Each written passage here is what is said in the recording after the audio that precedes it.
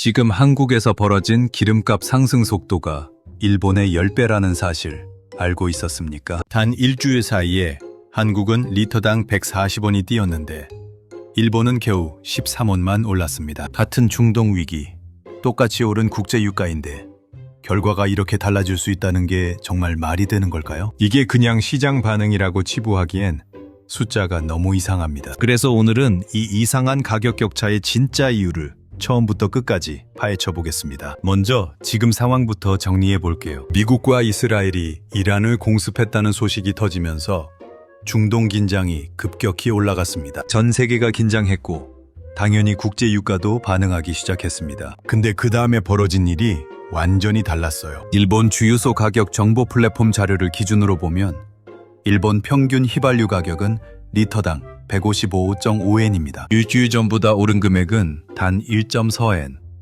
한국 돈으로 약 13원입니다. 거의 움직이지 않은 거죠. 반면 한국은요. 한국석유공사 자료에 따르면 같은 기간 한국 휘발유 가격은 리터당 1692원에서 1834원으로 올랐습니다. 단 일주일 만에 141원 상승입니다. 비율로 따지면 일본보다 무려 약 10배나 빠른 상승이에요. 이 숫자를 본 전문가들이 전부 같은 말을 했습니다. 이 정도 차이는 정상적인 시장에서는 나오기 어렵다. 왜냐하면 한국과 일본은 에너지 구조가 거의 똑같거든요. 두 나라 모두 원유 대부분을 수입합니다. 한국의 중동 의존도는 약 70%, 일본은 오히려 더 높은 95%입니다. 환율 상황도 비슷해요. 원화와 엔화 모두 달러 대비 약세 흐름이고요. 그리고 핵심이 하나 더 있습니다. 한국과 일본은 모두 싱가포르 석유 시장 가격을 기준으로 휘발유 가격을 산정합니다. 기준이 완전히 동일해요. 그래서 이나대 교수는 이렇게 직접 말했습니다. 같은 기준 가격을 쓰는데 상승폭이 10배 차이 나는 것은 비정상적이다. 그럼 도대체 뭐가 다른 걸까요? 여기서 첫 번째 반전이 나옵니다. 바로 사재기입니다. 한국에서는 국제 유가가 오를 것 같다는 뉴스가 나오자마자 사람들이 주유소로 달려갔습니다. 지금 넣어야 싸다. 내일이면 더 비싸진다. 이런 심리가 SNS를 타고 순식간에 퍼졌어요. 실제로 중동 공습 뉴스가 터진 직후 서울 일부 주유소들은 주말 사이 대기줄이 생겼을 정도였습니다. 이 수요 폭발을 본 유통업체와 주유소들도 움직이기 시작합니다. 물량을 미리 확보해야 한다는 심리가 공급 측에도 번진 거죠. 수요가 먼저 폭발하고 공급 측이 여기에 편승하면 어떻게 될까요? 유통 단계에서 가격이 먼저 오릅니다. 소비자가 도착하기도 전에 가격표가 바뀌어 있는 거예요. 이게 바로 한국 기름값이 폭발적으로 오른 핵심 메커니즘이라는 분석이 나오고 있습니다. 그런데 여기서 두 번째 반전이 나옵니다. 일본에서는 이런 일이 거의 없었다는 거예요. 일본 야후 뉴스에 이 소식이 올라갔을 때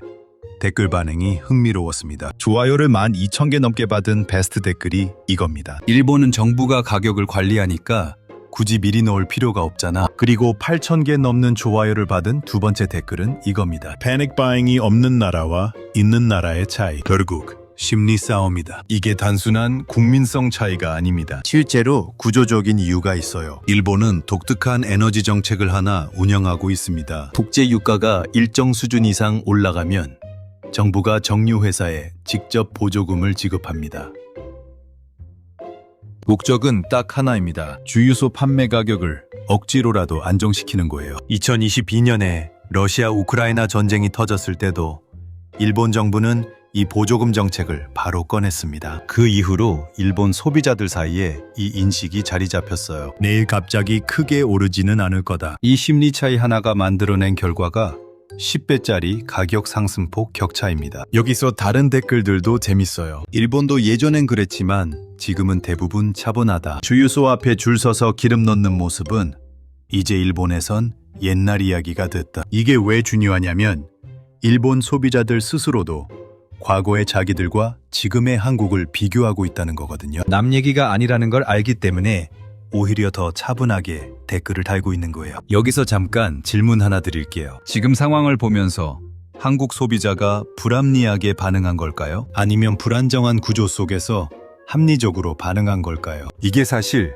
핵심 질문이에요. 댓글로 생각 남겨주시면 이따가 다 같이 이야기해 볼게요. 자, 계속 이어서 세 번째 반전입니다. 이번 상승이 단순히 소비자 사재기 탓만은 아닐 수 있다는 분석이 나왔습니다. 서울과학기술대 교수가 이렇게 말했습니다. 수요가 갑자기 늘어나면 가격은 올라갈 수밖에 없다. 하지만 이번처럼 일주일에 140원이 오르는 건 상당히 빠른 수준이다. 그러니까 소비자 패닉이 방아쇠를 당겼다면 일부 유통업체와 주유소가 그 기회에 가격을 더 빠르게 올렸을 가능성도 배제할 수 없다는 거예요. 수요가 몰리면 올려도 팔린다는 걸 알기 때문이죠. 실제로 한국 정부도 지금 상황을 이상하게 보고 있습니다. 정부는 현재 주유소 현장 점검에 들어갔습니다. 직접 주유소를 방문해서 가격 동향과 판매 상황을 조사 중이에요. 정부가 현장 점검까지 나섰다는 건 시장이 제 기능을 못하고 있다고 의심하고 있다는 뜻입니다. 그리고 여기서 한국과 일본의 유통구조 차이 이야기를 빼놓을 수가 없어요. 한국의 기름값 유통구조는 정유사, 대리점, 주유소까지 여러 단계를 거칩니다. 국제유가가 오를 때는 이 구조가 가격 상승을 빠르게 반영하지만 반대로 국제유가가 내려갈 때는 반영이 느린 경향이 있습니다. 이른바 로켓과 깃털 현상이에요. 올라갈 때는 로켓처럼 빠르게, 내려갈 때는 깃털처럼 천천히. 일본도 구조적으로는 비슷한 문제를 가지고 있습니다. 일본 댓글에서도 이런 반응이 있었어요. 일본도 올라갈 때 느리고 내려갈 때도 느리다. 근데 지금 같은 상황에서는 그 느린 속도가 오히려 소비자를 불안하게 만들지 않는 완충제 역할을 한 거예요. 그리고 여기서 한 가지 더 흥미로운 분석이 있습니다. 한국과 일본의 자동차 문화 차이입니다. 일본은 대중교통 비율이 굉장히 높습니다. 도쿄 같은 도시에서는 차 없이 생활하는 게 오히려 기본이에요. 기름값이 조금 올라도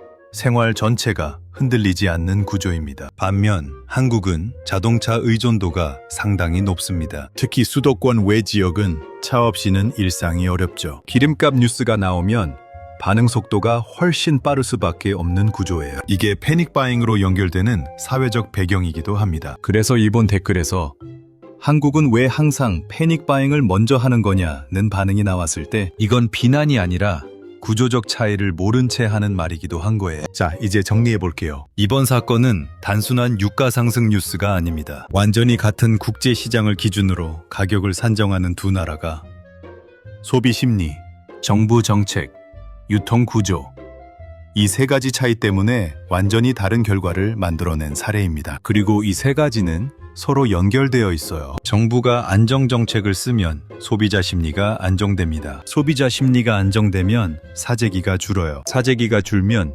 유통 단계에서 가격이 폭발할 이유가 없어집니다. 일본이 지금 보여주는 게 바로 그 선순환이에요. 반대로 한국은 지금 그 반대의 악순환이 작동했습니다. 불안한 소비자가 패닉 바잉을 하고 수요가 폭발하고 유통업체가 가격을 올리고 그게 다시 불안을 자극하는 구조입니다. 그렇다면 앞으로가 더 중요합니다. 만약 중동 상황이 지금보다 더 악화된다면 어떻게 될까요? 이번 상승이 일시적인 패닉이었다면 유가가 안정되는 순간 기름값도 내려올 겁니다. 하지만 만약 구조적인 문제가 있다면 내려갈 때도 느리게 내려가겠죠. 그리고 정부가 지금 현장 점검을 하고 있지만 이게 실제로 가격 안정으로 이어질지는 아직 미지수입니다. 점검 결과가 어떻게 나오느냐에 따라 정유사와 유통업체에 대한 압박 수위도 달라질 거예요. 여기서 여러분께 직접 묻고 싶습니다. 지금 한국 기름값 상승, 정상적인 시장 반응이라고 보십니까? 아니면 유통구조와 업체들의 기회주의적 편승이 섞인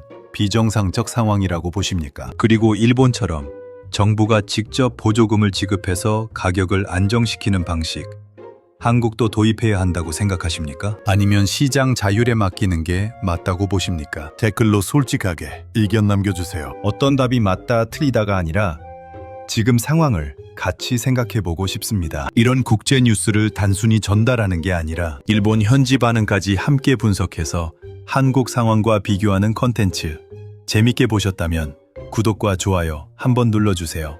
다음 영상에서 더 흥미로운 이야기로 돌아오겠습니다.